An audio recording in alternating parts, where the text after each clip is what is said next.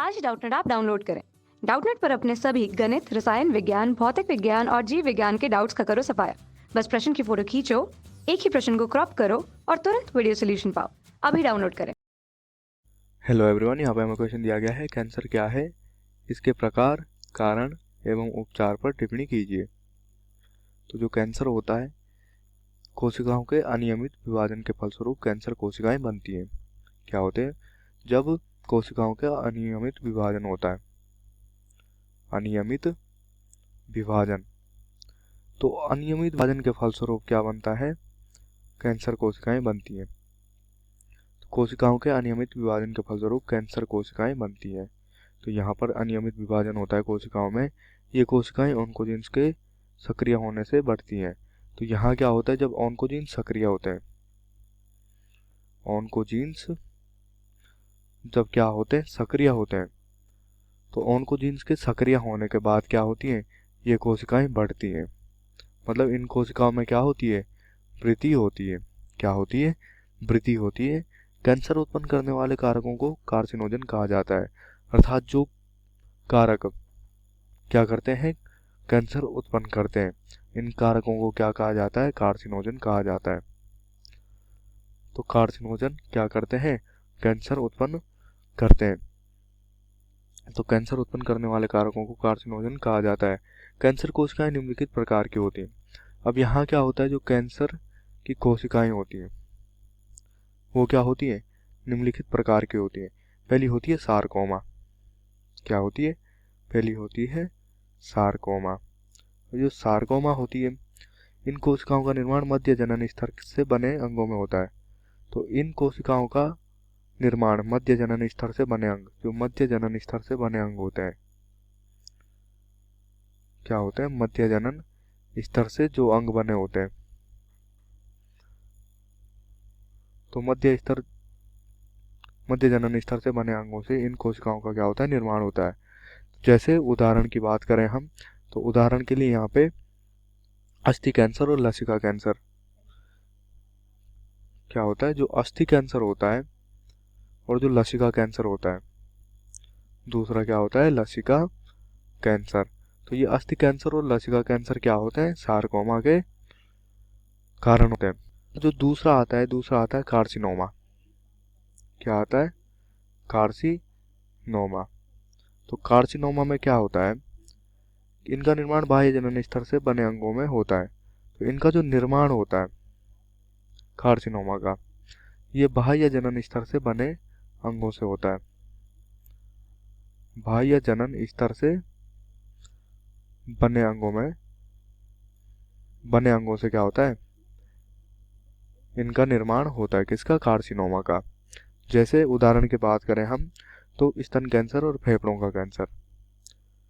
उदाहरण के लिए जो स्तन कैंसर होता है वो क्या होता है? कार्सिनोमा होता है। क्या होता है? कार्सिनोमा। तथा जो फेफड़ों का कैंसर होता है, फेफड़ों का कैंसर, ये फेफड़ों का कैंसर भी कैसे होता है? कार्सिनोमा होता है। तीसरा आता है यहाँ पे ल्यूकेमिया। ल्यूकेमिया। तो ल्यूकेमिया में क्या होता है कि श्वेत रुधिर कोशिकाओं में वृद्धि होने के कारण ल्यूकेमिया हो जाता है। तो जो श्वेत रुधिर कणिकाएं होती हैं, हमारे रक्त में जो श्वेत रुधिर कणिकाएं होती हैं, इन श्वेत रुधिर कणिकाओं में क्या हो जाती है? वृद्धि हो जाती है, जिसके कारण क्या हो जाता है? ल्यूकेमिया हो जाता है। सामान्य कोशिका, ये कोशिकाएं नियमित रूप से क्या कर सकती हैं? विभाजित होती हैं। तो हम अगर कैंसरस कोशिकाओं की अपेक्षा सामान्य कोशिकाओं की बात करें, किसकी बात करें? सामान्य कोशिकाओं की। तो जो सामान्य कोशिका होती है, सामान्य कोशिका में नियंत्रित रूप से विभाजन होता है।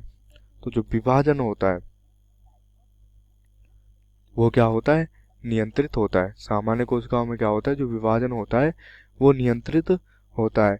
ये एक दूसरे से जुड़ी हुई एक निश्चित चक्र वाली होती है। तो ये क्या होती है? एक दूसरे से जुड़ी हुई एक निश्चित चक्र वाली होती है। तो इनमें क्या होता है? एक निश्चित चक्रण होता है। अब हम बात करें यहाँ पे कैंसरस कोशिकाओं की या कैंसर कोशिकाओं की। किसकी बात करें? अगर हम बात करें यहाँ पे कैंसर कोशिका की, तो जो कैंसर कोशिका होती हैं, ये कोशिकाएं अनियंत्रित रूप से विभाजित होती हैं। तो इनमें जो विभाजन होता है, क्या होता है, जो विभाजन होता है वो अनियंत्रित होता है। विभाजन अनियंत्रित होता है, इनका जीवन चक्र निश्चित नहीं होता तथा ये ट्यूमर बनाते हैं। और इनका जो जीवन चक्र होता है, जीवन चक्र क्या होता है, अनिश्चित होता है। क्या होता है, अनिश्चित होता है तथा ये क्या बनाती है, ट्यूमर बनाती है या ट्यूमर का निर्माण करती है।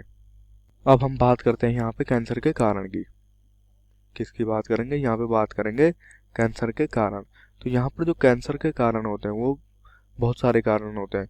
प्रसामान्य कोशिकाओं का कैंसर, नवद्रव्य कोशिकाओं में रूपांतरण, कई कारणों। तो जो प्रसामान्य कोशिकाएं होती हैं, क्या होती हैं, प्रसामान्य, जिनको हम क्या कह सकते हैं, सामान्य कोशिकाओं। तो इन सामान्य कोशिकाओं का जो रूपांतरण होता है, क्या होता है, जो सामान्य कोशिकाओं का रूपांतरण होता है। तो इन सामान्य कोशिकाओं का रूपांतरण नवद्रव्य कोशिकाओं में होता है। किसमें, जो नवद्रव्य कोशिका होती है, उन नवद्रव्य कोशिकाओं में क्या होता है, प्रसामान्य कोशिकाओं का रूपांतरण होता है। और ये जो रूपांतरण होता है ये कई कारणों से होता है।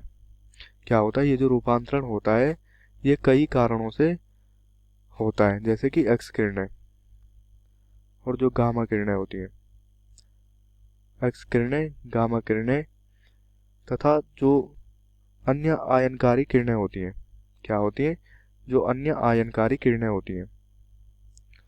तो अन्य आयनकारी किरणों से भी क्या होता है, कैंसर होता है। तथा जो पराबैंगनी किरणें होती हैं, क्या होती है, पराबैंगनी किरणें। ये पराबैंगनी किरणें क्या करती हैं, डीएनए को क्षति पहुंचाती हैं। क्या करती हैं, जो हमारा डीएनए होता है इस डीएनए को क्या करती हैं, क्षति पहुंचाती हैं, जिससे उपस्थित रासायनिक पदार्थ क्या हो जाता है, जिससे नवद्रव्य कोशिकाओं का रूपांतरण होने लगता है। अब जब यहाँ पे डीएनए की क्षति होती है तो इससे क्या होता है, नवद्रव्य कोशिकाओं का रूपांतरण होता है। क्या होता है, जो नवद्रव्य कोशिकाएं होती हैं, इन नवद्रव्य कोशिकाओं का क्या होता है, रूपांतरण होने लगता है। तंबाकू के धुएं में उपस्थित रासायनिक पदार्थ फेफड़ों के कैंसर का मुख्य कारण है। अब यहाँ पे जो तंबाकू में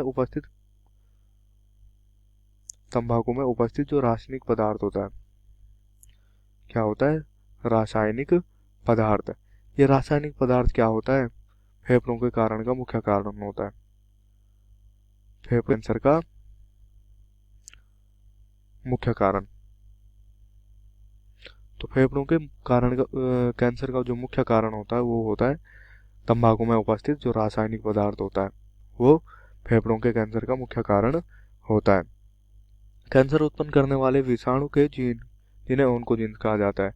तो जो कैंसर उत्पन्न करने वाले विषाणु के जीन होते हैं, इन जीन को क्या कहा जाता है, ऑन्कोजीन्स कहा जाता है। क्या कहा जाता है, ऑन्कोजीन्स। तो ये ऑन्कोजीन्स क्या करते हैं, ये सक्रिय होने पर कैंसर का रूप धारण कर लेते हैं। तो ये ऑन्कोजीन्स जब क्या करते हैं, सक्रिय होते हैं, तो ये क्या करते हैं, कैंसर का रूप धारण कर लेते हैं या कैंसर को क्या करते हैं, बढ़ावा देते हैं। इसके अतिरिक्त कई अन्य कैंसर जीन्स का पता लगाया गया। इसके अतिरिक्त कई अन्य कैंसर जीन्स, जो जीन्स क्या करती हैं, कैंसर को प्रेरित करती हैं। तो अन्य कैंसर जीन्स का पता लगाया गया, जिन्हें विशेष परिस्थितियों में सक्रिय करने पर यह कैंसर के लिए उत्तरदायी होते हैं। जिनको अगर विशेष परिस्थितियों में सक्रिय किया जाए या जो सक्रिय होते हैं तो ये क्या होती हैं, उत्तरदायी होती हैं। किसके लिए, कैंसर के लिए। किसके लिए उत्तरदायी होती है, ये कैंसर के लिए उत्तरदायी होती है। इन्हें सेल्यूलर ऑन्कोजीन्स सी या प्रोटो ऑन्कोजीन्स भी कहा जाता है। तो इन जीनों को क्या कहा जाता है, सेल्यूलर ऑन्कोजीन सी, सेल्यूलर ऑन्कोजीन्स सी, या इनको प्रोटो ऑन्कोजीन्स भी कहा जाता है। क्या कहा जाता है, प्रोटो ऑन्कोजीन्स। तो ये क्या करती हैं, कैंसर के जब सक्रिय होती हैं तो कैंसर के लिए क्या होती हैं, ये उत्तरदायी होती हैं। कौन सी, ये जो सेलुलर ऑन्कोजीन सी तथा जो प्रोटो ऑन्कोजीन्स है ये उत्तरदायी होती हैं। अब हम यहाँ पे बात करें कैंसर के उपचार की या बचने के उपाय की। तो इसका जो उपचार होता है कैंसर का, वो कैसे किया जा सकता है। कैंसर रोग पूर्व परिपक्व अवस्था में एक असाध्य रोग है।